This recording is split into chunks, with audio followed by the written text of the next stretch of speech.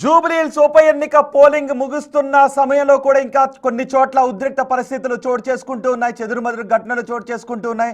ప్రస్తుతం మీరు చూస్తున్నది యూసఫ్గూడలో ఒక పోలింగ్ బూత్ దగ్గర ప్రస్తుతం నెలకొన్న సిచ్యువేషన్ చూస్తున్నారు. కాంగ్రెస్ బీఆర్ఎస్కి చెందిన కార్యకర్తలు ఒకరికొకరు వాగ్వాదానికి దిగారు. పోలీసులు ఇరు వర్గాలని అక్కడి నుంచి పంపించే ప్రయత్నం చేస్తున్నారు.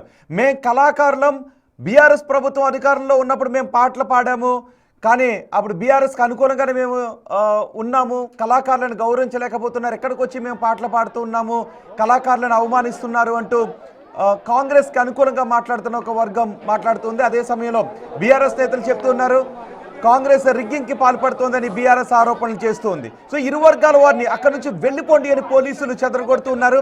అలాగే డాన్ బాస్కో, ఎర్రగడ్డ డాన్ బాస్కో స్కూల్ దగ్గర కూడా కొంత ఉద్రిక్త వాతావరణం చోటు చేసుకుంది. ప్రస్తుతం మీరు ఇప్పుడు చూస్తున్నది యూసఫ్గూడలో పోలింగ్ బూత్కి సమీపంలో చోటు చేసుకున్న ఉద్రిక్త వాతావరణాన్ని మీరు చూస్తున్నారు. ఇరు వర్గాలు కూడా ఒకరిపై ఒకరు తోసుకునేంత వరకు పరిస్థితి వెళ్లడంతో పోలీసులు కలగజేసుకుని ఇరు వర్గాలు వెళ్ళిపోండి అని అక్కడ నుంచి చెదరగొడుతున్నారు. పాడి కౌశిక్ కూడా మనకి కనబడుతూ ఉన్నారు. వి వాంట్ జస్టిస్ అంటూ నినాదాలు చేస్తున్నారు. మా ప్రతినిధి సురేష్ కూడా అక్కడ ఉన్నారు. సంబంధం లేని నాయకులు, సంబంధం లేని కార్యకర్తలు వెళ్ళిపోండి అంటూ పోలీసులు అక్కడి నుంచి చెదరగొట్టే ప్రయత్నం చేస్తున్నారు. కానీ వీ వాంట్ జస్టిస్ అంటూ ఇటు బీఆర్ఎస్ నేతలు చెప్తున్నారు, వీ వాంట్ జస్టిస్ అంటూ అటు కాంగ్రెస్ నాయకులు కూడా నినాదాలు చేస్తున్నారు. దీంతో యూసఫ్గూడలో ఉద్రిక్త వాతావరణం చోటు చేసుకుంది. పోలింగ్ ముగుస్తోంది అనగా ఇంకా పోలింగ్ బూత్ల దగ్గర, కొన్ని పోలింగ్ బూత్ల దగ్గర జనం బార్లు తీరే ఉన్నారు.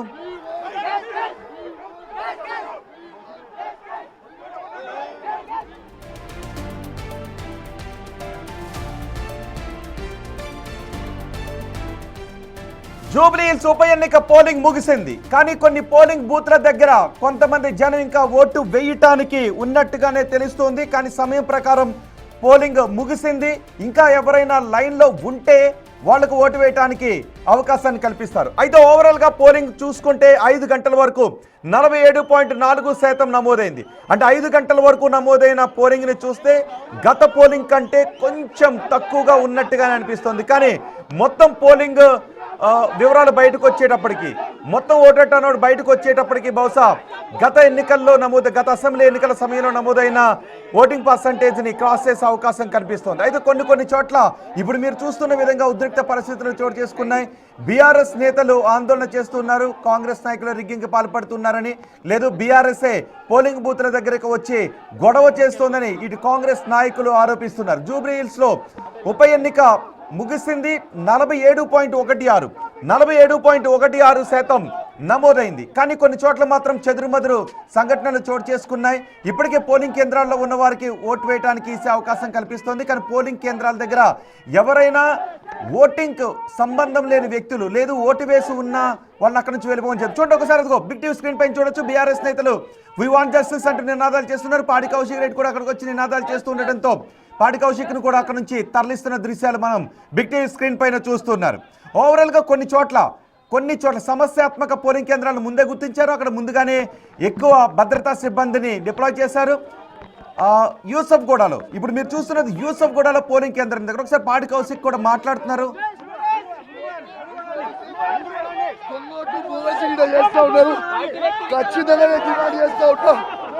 వీళ్ళు బోగస్ ఓట్లు వేస్తూ ఉన్నారు, దొంగ ఓట్లు వేస్తూ ఉన్నారు. అన్యాయంగా చెప్పు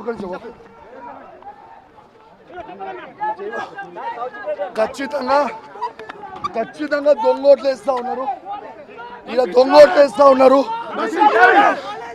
255 లో దొంగ ఓట్లు వేస్తూ ఉన్నారు. దీన్ని మేము తీవ్రంగా ఖండిస్తాం.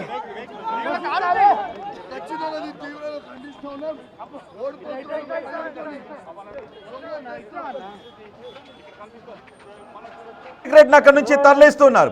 దొంగ ఓట్లు వేస్తున్నారు. కొన్ని బూత్లలో, యూసఫ్గూడలో కొన్ని బూత్లలో దొంగ ఓట్లు వేస్తున్నారు, అక్కడ రిగ్గింగ్ చేస్తున్నారు అంటూ పాడి కౌశిక్ రెడ్డి ఆరోపిస్తున్నారు. కానీ పోలీసులు మాత్రం ఎటువంటి రిగ్గింగ్ జరగడం లేదు అని చెప్తున్నారు. అంత వెబ్కాస్టింగ్లో రికార్డ్ అవుతుంది, అంత పద్ధతి ప్రకారమే జరుగుతుంది. కానీ బీఆర్ఎస్ నాయకులు మాత్రం కావాలని రిగ్గింగ్ ఆరోపణలు చేస్తున్నారు అంటూ కాంగ్రెస్ నాయకులు చెప్తున్నారు. పాడి కౌశిక్ రెడ్డి చెప్పడం మాత్రం యూసఫ్ గూడలో కొన్ని పోలింగ్ బూత్ నెంబర్లని ఆయన చెప్తున్నారు. అక్కడ రిగ్గింగ్ జరుగుతోంది అంటే ఆ పోలింగ్ బూత్లోకి వెళ్లే ప్రయత్నం చేశారు. బీఆర్ఎస్ నాయకులు, బీఆర్ఎస్ శ్రేణులు ఆ పోలింగ్ బూత్లోకి వెళ్లే ప్రయత్నం చేశారు. పోలీసులు మాత్రం వారిని అడ్డుకున్నారు. అనుమతి లేని వ్యక్తులు ఎవరు కూడా పోలింగ్ కేంద్రాల పరిసర ప్రాంతాలు ఎవరు ఉండొద్దు అని చెబుతున్నారు. వారిని అక్కడి నుంచి తరలిస్తున్నారు.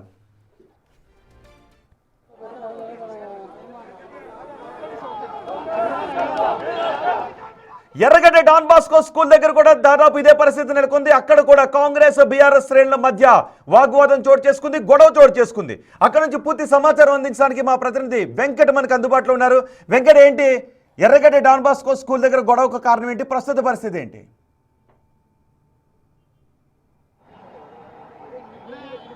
రోహిత్, ఎన్నికల పోలింగ్ సమయం కూడా ముగిసింది. కాసేపటి క్రితమే ఇంకొక 20 నిమిషాలు, కేవలం 20 నిమిషాలు ఉన్న సమయంలో అభ్యర్థి, కాంగ్రెస్ అభ్యర్థి నవీన్ యాదవ్ ఇక్కడికి డాన్ బాస్కో స్కూల్స్కి వచ్చారు. అక్కడ జరుగుతున్నటువంటి పోలింగ్ సరళిని పరిశీలించారు.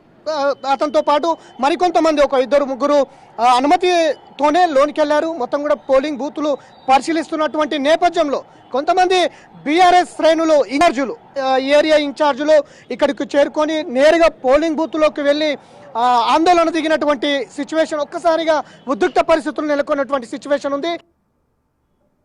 ఇన్ఛార్జ్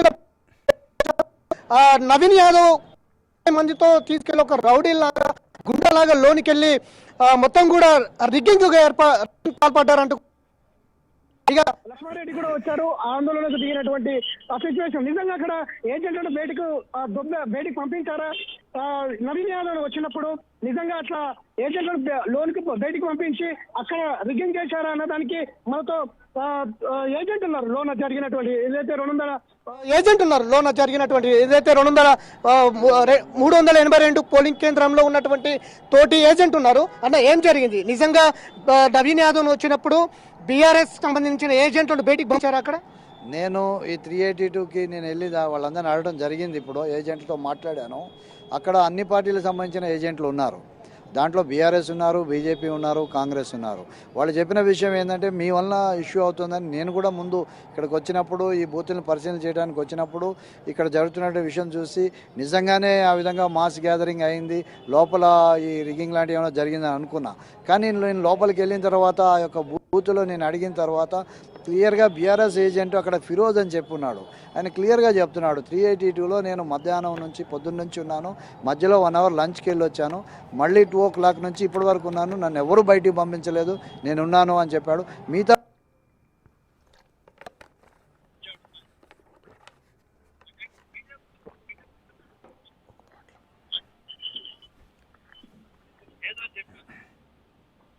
కావాలంటే అటువంటిది లేదు అని చెప్పారు. నేను చూసిన దాన్ని బట్టి అటువంటి వాతావరణం ఏం లేదు. కాకపోతే ఎన్నికలు జరుగుతున్న సమయంలో ఇటువంటి ఏదన్నా వస్తే దానికి సంబంధించిన కంప్లైంట్ ఇవ్వాలి, రిటర్నింగ్ ఆఫీసర్కి చెప్పాలి, ఇటువంటి చేయాలి. ఆందోళన అనేటటువంటిది మనం ఎన్నిక ముగిసే టైంలో ఓ 10 నిమిషాలు ఉందనగా దీనికి సంబంధించినటువంటి ప్రాపగండా చేస్తూ ఆందోళన చేయడం అనేది, అది మనం ఓటమిని అంగీకరించడం అవుతుందా, ఇంకోటి అవుతుందా అనేటటువంటిది మనం ఆలోచించుకోవాలి. కాబట్టి అదే పొలిటికల్ పార్టీ నాయకులుగా మనం అందరం కూడా చాలా చక్కగా ఎన్నిక నిర్వహించడానికి నేరుగా 50 మందితో మొత్తం ఒక రౌడీలాగా లోనికి వచ్చారు, రిగ్గింగ్ పాల్పడ్డారు అనేది ఆరోపిస్తున్నారు బీఆర్ఎస్. కానీ నాకు తెలిసినంత వరకు అక్కడ ఉన్నటువంటి ఏజెంట్లు చెప్పిన దాని ప్రకారం ఎక్కడ కూడా ఆ విధమైనటువంటి సమూహంతో రాలేదు అనేటటువంటి చెప్పారు. ఈవెన్ బీఆర్ఎస్ ఏజెంట్ ఫిరోజ్ ఎవరైతే ఉన్నాడో ఫిరోజ్ చెప్పాడు, ఫిరోజ్తో మాట్లాడాను నేను. ఫిరోజ్ కూడా అటువంటిది ఏం జరగలేదు, ఏం రాలేదు, నేను ఇక్కడే ఉన్నాను, నాకు ఆ విధంగా వచ్చెళ్ళాడు, నవీన్ చూసేళ్ళాడు. కానీ మీడియా కూడా ఉంది నవీన్తో పాటు, మీరు విజువల్స్ చూసుకోండి, నేను ఇక్కడే ఉన్నాను, అటువంటి జరగలేదని అతను చెప్పాడు. బట్ ముందు నేను కూడా దాంట్లో నిజమేనేమో అనుకున్నా జరుగుతున్నటువంటి ఆందోళన చూసి. తర్వాత